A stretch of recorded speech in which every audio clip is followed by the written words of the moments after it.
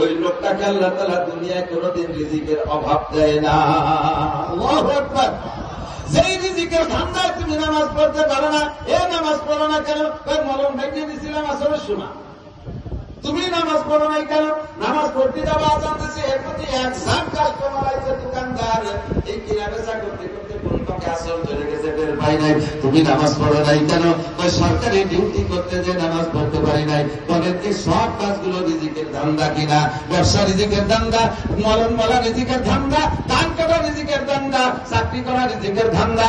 এই রিজিকের ধান্দায় তুমি নামাজ পড়তে পারো নাই। আর আমার নবী বলেন তুমি যদি নিয়মতান্ত্রিক ভাবে নামাজ পড়ো, আল্লাহ পাক তোমার রুচিতে বরকত বাড়াইয়া দিবে। বলছি কিনা আমার মনে নাই, জায়গা মতো আইছি, এই জায়গার গল্প অনেক জায়গায় বলছি, কাজেই বলতে মনে চাইতেছে। অনেক দিন আগে এই খাজুরতলা আছে না, ওই জায়গায় একবার মাহফিলে আসতেছিলাম। আমি আর গহরডাঙ্গার রুহুল আমিন সাহেব হুজুর রহমাতুল্লাহ আলাইহি, এটা সবাই রহমাতুল্লাহ আলাইহি। আল্লাহ আল্লাহ আল্লাহ আল্লাহ, মানুষ চলে গেছে তো। आदमी आगन सुगंधे मुल्के खुदा कर गिरे सदरे नाशिन सच्चे गालो जागे जागन पुरकशिद इज्जते दाना गुजश्तो नौबते नादारसिद अब कबू मादर गुजश्तो जाग जागन पुरकशिद जाग हा जागा गिरे तो बुलबुला हैरा पड़िद सोहबते आदिल गुजश्तो दौर भी आदिल नसीद। अल्लाह मानुष गुलो सब चले गेছে, আর আমার মতো ছাগল পাগল আজকে সিয়াব দখল করে বসে রয়েছে। রুহুল আমিন সাহেব হুজুর আসছেন গহরডাঙ্গা থেকে ঘুনাপাড়ার মোড়ে, আমি লক্ষ্মীবাজার পড়ায়, আমি আসছি লোহাগড়া থেকে ঘুনাপাড়ার মোড়ে। দুইজনে ওখান থেকে ওখানে বাসে নাইমা এরপরে ভ্যানে আসতেছিলাম। সেই ভ্যানওয়ালা আছে না মারা গেছে, এই এলাকার না কোন এলাকার তা আমার জানা নাই। আল্লাহু আকবার।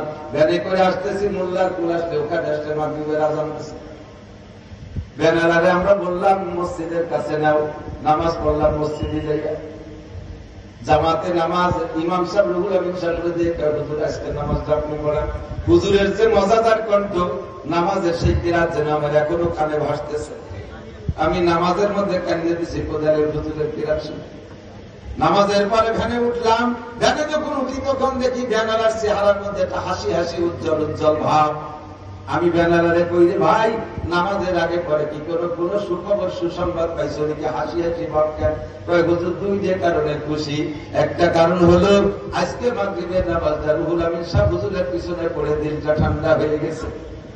এমন কিরাত বহুদিন শুনি না, কিরাতে কলজা ঠান্ডা হয়ে গেছে।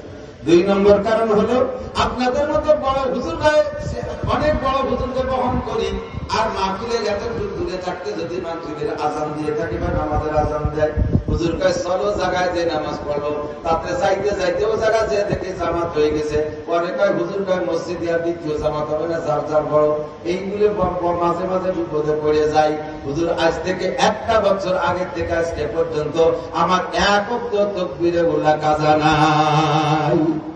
আজকে টেনশনে ছিলাম, দুই বড় হুজুর বসা ভ্যানে যদি বলতেন চলো যাইয়ে নামাজ পড়বো, তাহলে তার আমি ভ্যান চালানোর আপনাদের মধ্যে মাতুবারি করতে পারতাম না। ভয় ছিলাম, তো আপনারা বললেন আজান হয়েছে নামাজ পড়ে যাও। আজকেও তকবীর উলার ব্যবস্থাটা হয়ে গেছে, সেই খুশিতে আমি আনন্দিত, আর কিছু না। এরপরে ওই লোকটা একটা কারগুজারি শুনে হুজুর এক বছর আগে থেকে আমি এই সিদ্ধান্তটা কেন নিয়েছি, আমি একবার ঈদের সময়, ঈদের 2-3 দিন আগে ঢাকা থেকে আগত দুইটা যাত্রী, স্বামী আর স্ত্রী দুইজন, এটা ইয়াং জেনারেশন, ইয়াং যুবক, স্বামী আর স্ত্রী দুইজন ভালো চাকরি করে বা ব্যবসা করে মোটামুটি, তখন এই লাইন দিয়ে বাস চলে। সুন্দরবন পর্যটক এই লাইন দিয়ে চলতে না, এই লাইন দিয়ে চলে। এই দুইজন নামছে আর আমার ভ্যানে উঠছে, কয় চলেন যাই অমুক জায়গায়। আমি তাদেরকে নিয়ে রওনা দিছি। ভ্যানে রওনা দেওয়ার সাথে সাথে আজানের ধ্বনি আমার কানে আসছে। জীবনে বহু আজান শুনেছি, আজকের আজানটা যেন বিলালের আজানের মতো আমার কলিজার মধ্যে ঢুকে গেছে। মনে হচ্ছে যেন আর একটা প্যাডেল মারলে আমার পা প্যারালাইজ হয়ে যাবে। ভয় আমি আতঙ্কিত বললাম, ভাই আমি নামাজ না পড়ে আর ভ্যান চালাবো না। আপনাদের অনুমতি আছে, যদি ব্যস্ত থাকেন, দূর থেকে আসছেন, ইচ্ছা হলে আর একটা ভ্যানে চলে যেতে পারেন, আর যদি অপেক্ষা করেন, করতে পারেন, নামাজের পরে আপনাদেরকে নিয়ে যাব।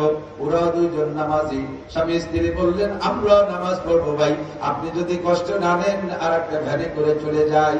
ঠিক আছে যান আপনি। উন্না চলে গেলেন আর একটা ভ্যানে করে। আমি মসজিদে নামাজ পড়তে ঢুকছি, নামাজ পড়ে আবার বের হওয়ার সাথে সাথে একজন যাত্রী পাইলাম।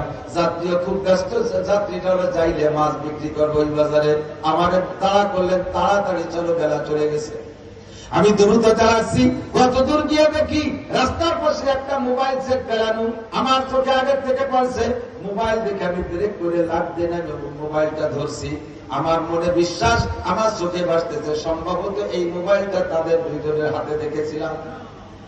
আমি চট করে মোবাইলটা উঠাইছি। সে সময় মোবাইল এত অ্যাভেলেবেল না, 70-80 হাজার টাকা ছিল সিমের দাম। মোবাইলটা আমি হাতে নেওয়ার সাথে সাথে জেলে কয় আমার কাছে দেন, প্যাকেট করে মাছের ডালার মধ্যে ধুয়ে দিন। এইমাত্র নামাজ পড়ে আসলাম, কি পড়া মোবাইল চুরি করার জন্য। আমি পাইছি আমার কাছে থাক। আমি আরো জোরে চালাইলাম, যাই আল্লাহর রহমত, আমিও যে টাইমে ভ্যান নিয়ে ওই জায়গায় পৌঁছাইছি, ওই দুইজন ওই পর্যন্ত মাত্র গেছে, তারা এখনো